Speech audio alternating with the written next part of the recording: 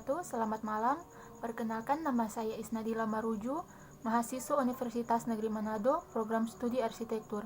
Pada kesempatan ini, saya akan membahas tugas mata kuliah Sejarah dan Perkembangan Arsitektur dengan tema yang pertama, yaitu Arsitektur Bizantin, yang kedua Arsitektur Romanski, dan ketiga Arsitektur Gotik.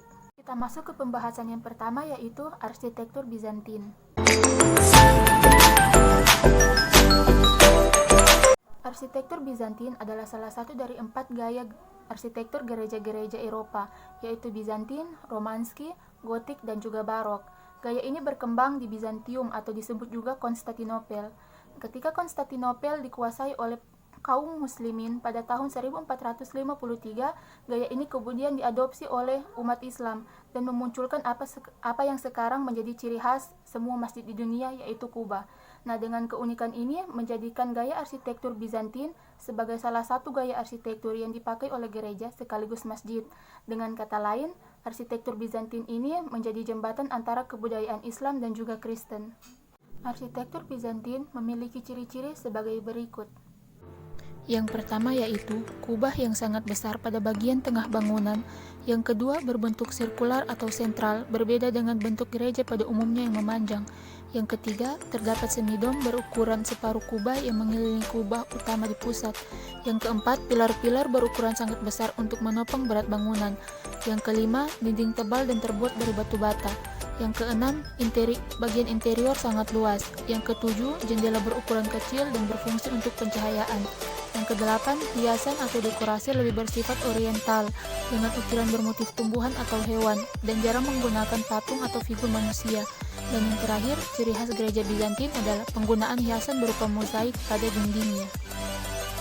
Untuk bentuk denah pada arsitektur Bizantin ini, yaitu segi 4 poligonal yang ditutup dengan atap kubah dan kubah kecil mengelilingi kubah utama, sehingga bentuknya memusat serta simetris.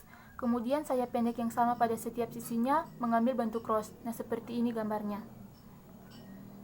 Selanjutnya adalah konstruksi pada arsitektur Bizantin. Yang pertama, praktek penggunaan kubah memakai konstruksi atap yang sangat sederhana dengan atap kayu aliran Kristen lama maupun atap lengkung aliran Romawi dari batu. Yang kedua, sistem konstruksi beton dari Romawi dikembangkan dengan pesat. Kubah yang merupakan ciri dari daerah timur menjadi model atap Bizantium yang merupakan penggabungan dari konstruksi kubah dan sudut model Yunani dan Romawi. Dan yang ketiga, bentuk eksterior kadang tidak berhubungan atau tidak ada kesatuan dengan bentuk interiornya. Berikutnya adalah contoh-contoh dari bangunan arsitektur Bizantin. Yang pertama yaitu Hagia Sophia. Hagia Sophia ini adalah salah satu bangunan dengan gaya arsitektur Bizantin yang paling terkenal. Nah, dulunya Hagia Sophia ini adalah gereja. Namun setelah Konstantinopel ditaklukkan oleh kaum muslim, gaya bangunan ini kemudian diubah menjadi masjid dan ditambahkan dengan menara-menara yang menjadi ciri khasnya sebuah masjid. Namun kini bangunan bersejarah ini sudah menjadi museum, dan ini adalah satu-satunya tempat di mana kita bisa melihat dua simbol agama yang berbeda, yaitu Islam dan Kristen, berada di satu tempat yang sama. Yang kedua ada Hagia Irene atau Church of the Holy Peace, dibangun sekitar abad keempat. Terletak di halaman Istana Topkapi. Gereja ini dulunya adalah gereja utama di Istanbul sebelum pembangunan Hagia Sophia. Pada tahun 1846, gereja ini dialihfungsikan menjadi museum pertama di Turki. Yang ketiga ada Kucuk Hagia Sophia. Bangunan ini dulunya adalah gereja Santo Sergius dan Bucus, yang kemudian dialihfungsikan menjadi masjid. Selanjutnya masuk ke pembahasan kedua, yaitu arsitektur Romanski. Romanski arsitektur merupakan gaya arsitektur abad pertengahan khususnya di Eropa, mulai bangkit untuk melanjutkan kebesaran Romawi yang sudah runtuh berabad-abad sebelumnya, pada abad 10 Masehi hingga 12 Masehi sebelum arsitektur Gotik.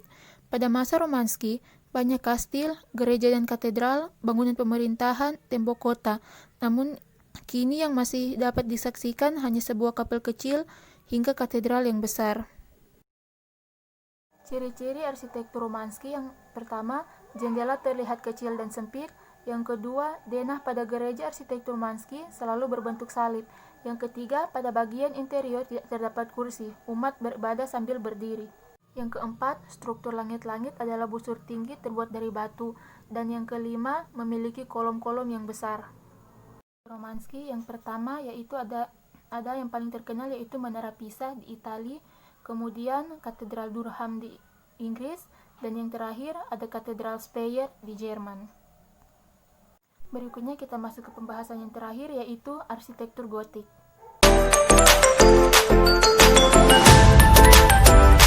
Arsitektur gotik adalah gaya yang berkembang di Eropa selama abad pertengahan akhir dan tinggi. Gaya ini berevolusi dari arsitektur Romawi dan digantikan oleh arsitektur Renaissance. Gaya gotik sendiri berasal di Prancis abad ke-12. Arsitektur gotik banyak digunakan terutama untuk katedral dan gereja hingga abad ke-16. Secara umum, arsitektur gotik masih mempermainkan gubahan arsitektur klasik sama seperti arsitektur Romansky. Ciri arsitektur gotik yang pertama, terdapat satu atau lebih menara pada bangunan.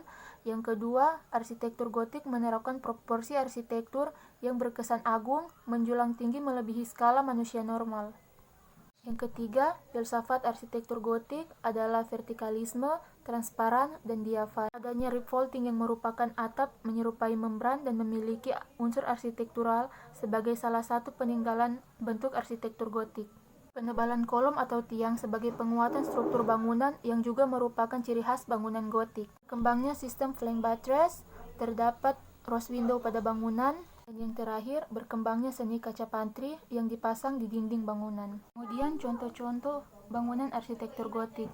Yang pertama, Katedral Notre Dame di Paris, yang kedua, Katedral Köln di Jerman, dan yang ketiga, Katedral di Chartres, Prancis. Baiklah, itulah pembahasan sejarah dan perkembangan arsitektur dari saya. Lebih dan kurangnya mohon dimaafkan. Terima kasih. Dadah.